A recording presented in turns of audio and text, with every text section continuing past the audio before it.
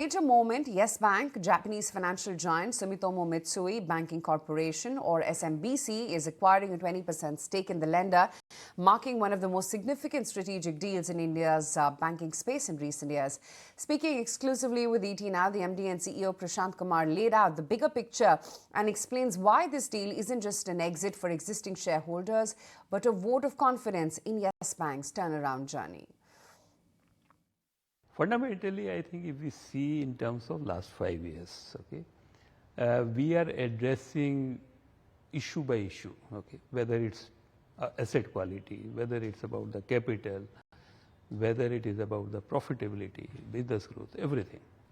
I think the only remaining issue which everybody was asking, that since State Bank of India and other banks, they are holding almost 33% equity. And they came for a rescue, but they cannot be continuing that investment. Sorry for interruption, but the question where why did Katappa and Bahubali, after that only Yes Bank question came, which I guess for past 2 years, even I would have asked 4 or 5 times. No, but that was the right question, because ultimately, if those banks have to move out at some point of time, then who is going to replace? Because if they are replaced by an investor who is having a short-term view, then actually it will not give the long-term stability to the bank. So I think this question has been answered where the second largest financial group of Japan and the 15th largest in the entire world is investing 20% by taking it out from State Bank of India and other banks.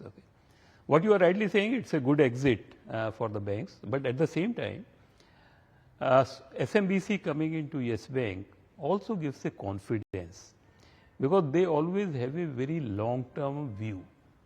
They have a patient capital, and since they would be the largest shareholder, what we would be expecting definitely in terms of strategic investment in the bank for the future, so that this enterprise continues to become stronger and stronger and deliver to the stakeholders.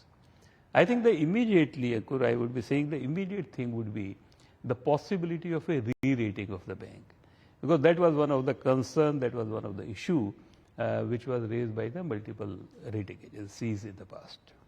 Yes, I was coming to the ratings upgrade only. Yesterday only there is a news which has come in. But I guess rating agencies will wait for the final outcome of this deal. You had indicated that it will take 1 or 2 quarters. So what is your assessment? When will the final regulatory approval come? How much time is your expectation? You would have come kind of a buffer also? So normally what we have seen in the past, approvals from regulator and the Competition Commission of India would take somewhere between 4 to 5 months.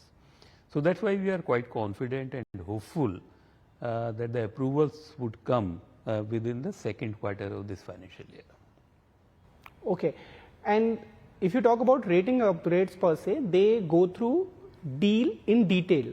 So has there been some meetings already with the rating agencies where they would have reached out or assessed the data, or that will happen later in the few quarters? I think it's a continuous process, Ankur, in terms of rating agencies always interact with the bank. Right. So our interaction started after we declared our annual results.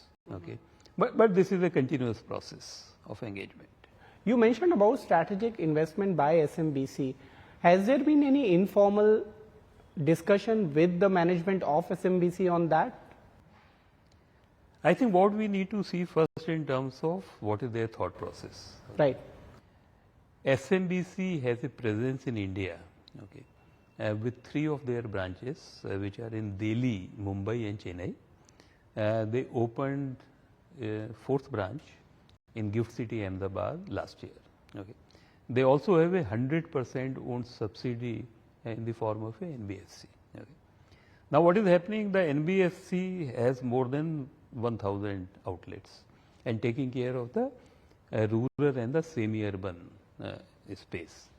There are 3 branches, takes care of very, very large corporate. Now SMBC has an aspiration to be a very strong player in the Indian financial market. Now the missing piece is a complete bank. Okay.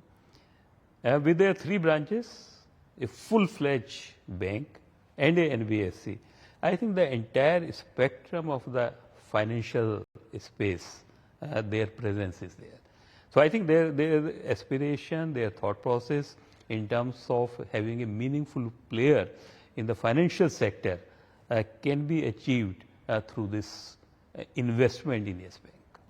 Apart from strategic investment, what will change in Yes Bank after this deal? No, I think definitely in terms of it would further fuel our business growth and also the profitability. And why I am saying this? Because when I was talking about the possible re-rating of the bank, with a re-rating, lot of doors are opened, both in terms of getting the liabilities and also the lending opportunities. At the same time, you can also offer your transaction banking and the digital solutions to those corporates, to those institutions who are not banking with us so far because of our current rating. So I think it would definitely give us the opportunity to grow business profitability. You had indicated in the release that 2 board seats will be there for SMBC after this deal. How will they be involved in the management process per se? That is the question which everybody is asking. No, actually, like when you are represented in the board don't have any role in the management. Okay, we continue to be an independent private sector bank, but definitely as a board member, you are always, and that is expected from them, in terms of playing a very critical role in formulating a strategy for the bank going forward.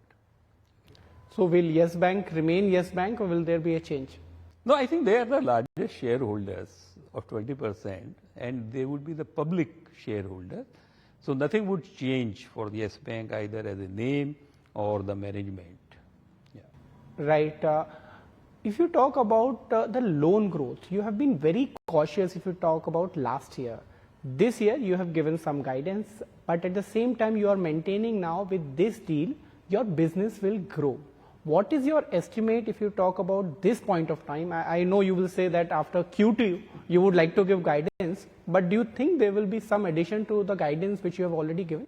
I think the guidance which we have given was before this deal, okay, in terms of our current situation. And when I am speaking about a possible re-rating, the possible business opportunities, these kind of opportunities translating into action definitely takes some time. Okay. But definitely if doors are open for us, I think the business growth in the 4th quarter and going forward, we are expecting to be better than what we are talking about today. So optimistic guidance, meaning you may outperform whatever you have said. Absolutely. One last question before I let you go. Your NIMs have been maintained unlike other banks. I mean, even before this deal. With this deal now commensurating very soon in next 2 quarters, do you think there is a reason for even outperforming in margins where all the banks are struggling, and what is the reason for that? No, I think, Ankur, if you see our margins are lower than the competition. Okay. But we have been able to not only protect, if you see the quarter 4, our NIMs have expanded by 10 basis points. Yes. It has become 2.5. Hence that question. Okay. But fundamentally, I think our NIMs are in this range because of, I would be saying, 3 reasons. Our deposit cost is little higher. But again, the important point is last 18 months, our deposit cost has remained static. If you like this video, then like, share and subscribe to ET Now.